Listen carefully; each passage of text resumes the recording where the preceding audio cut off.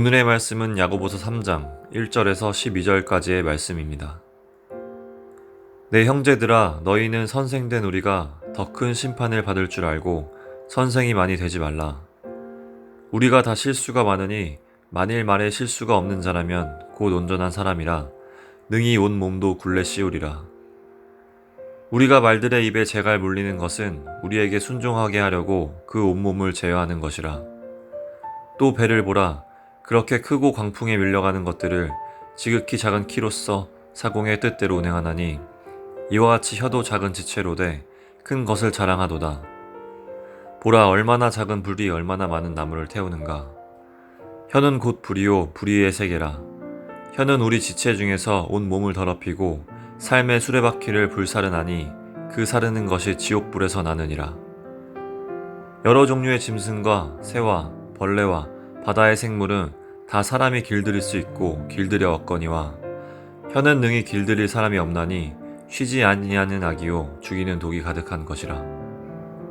이것으로 우리가 주 아버지를 찬송하고 또 이것으로 하나님의 형상대로 지음을 받은 사람을 저주하나니 한 입에서 찬송과 저주가 나오는도다. 내 형제들아, 이것이 마땅하지 아니하니라. 샘이 한 구멍으로 어찌 단물과 쓴물을 내겠느냐. 내 형제들아, 어찌 무화과 나무가 감람 열매를 포도나무가 무화과를 맺겠느냐. 이와 같이 짠물이 단물을 내지 못하느니라.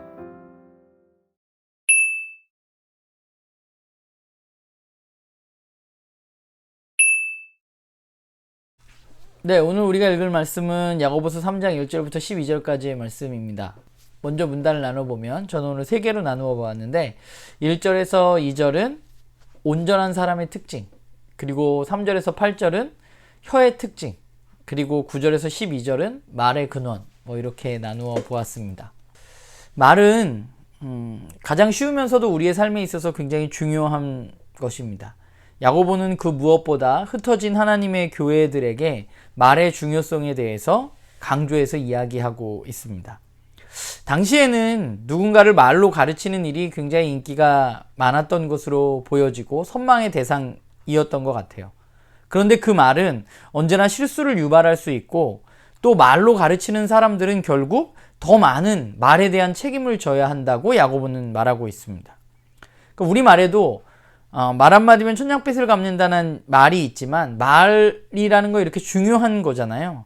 그런데 우리의 속담이 말의 긍정적인 요소를 극대화하는 것이라면 야고보는 말의 부정적인 측면을 강조하면서 이야기하고 있습니다. 그럼 말에 대해서 왜 부정적으로 이야기하느냐 하면 그것은 바로 혀가 가지고 있는 특징 때문에 그렇습니다.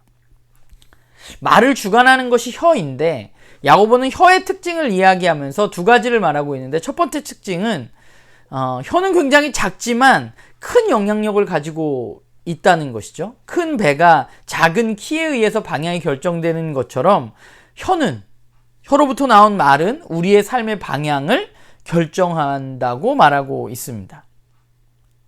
그만큼 말이 우리의 삶에 있어서 굉장히 중요하고 그 말을 하는 혀는 더욱더 그러한 것이죠.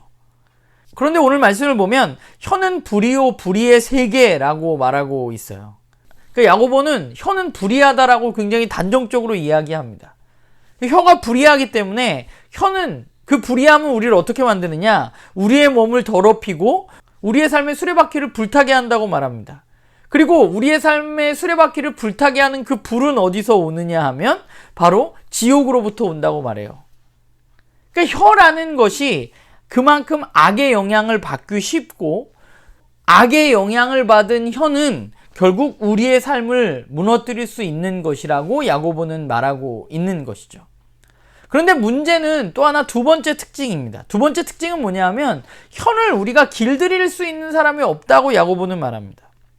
혀는 악이고 죽이는 독이 가득한데 문제는 그 혀를 우리 스스로 길들일 수 없다는 것이죠. 쉽지 않지만 노력하면 길들일 수 있는 짐승과는 다르게 혀는 길들일 수가 없다고 말합니다. 혀를 길들일 수 없다는 말은 결국 무슨 말이에요? 그냥 길들일 수 없으니까 마음대로 살라는 말일까요? 그건 아니겠죠. 그러면 혀를 길들일 수 없다는 말은 무슨 말이냐면 결국 이 말은 혀를 길들이기 위해서는 누군가의 도움이 필요하다는 것입니다. 혀는 결국은 하나님의 말씀, 지혜의 도움을 받지 않고서는 통제될 수 없는 것이죠. 하나님에 의해서 통제되어지지 않는 혀는 결국 우리의 삶을 망가뜨리는 것입니다. 독이 되는 것이죠. 결국 우리의 삶은 하나님의 통제를 받아야만 합니다.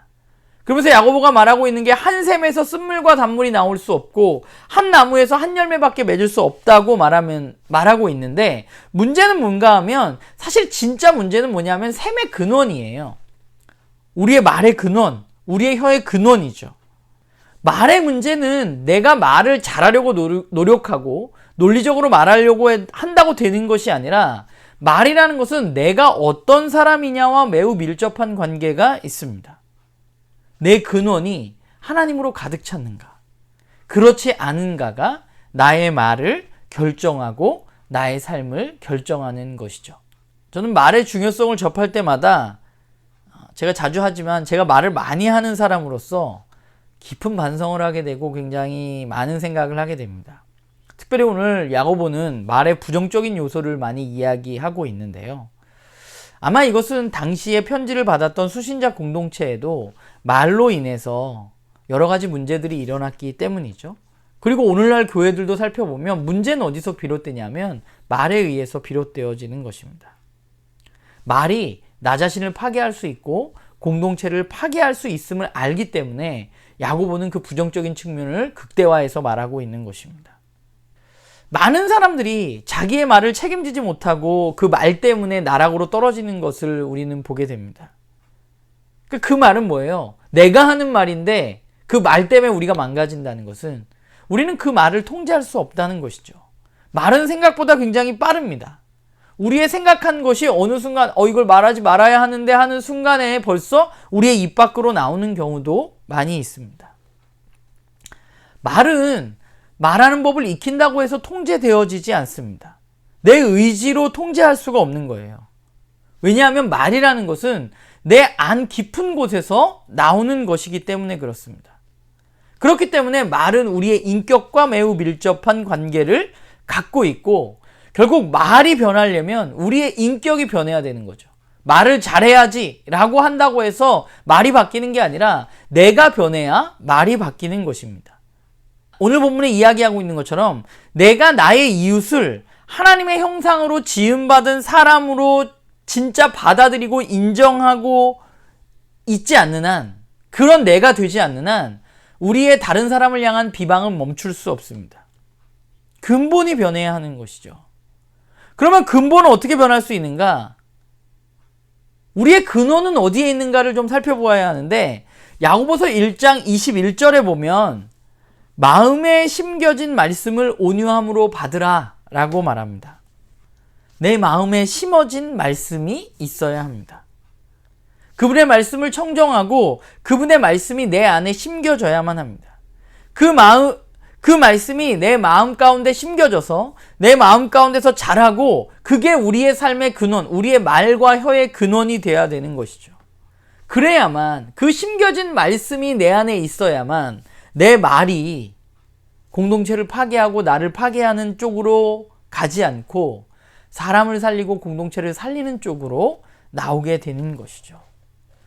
결국 하나님의 말씀을 듣고 그 말씀을 내 마음 가운데 심겨진 그 말씀을 내 마음에 심고 그 말씀이 자라서 열매 맺도록 우리는 애쓰면서 살아가야만 합니다.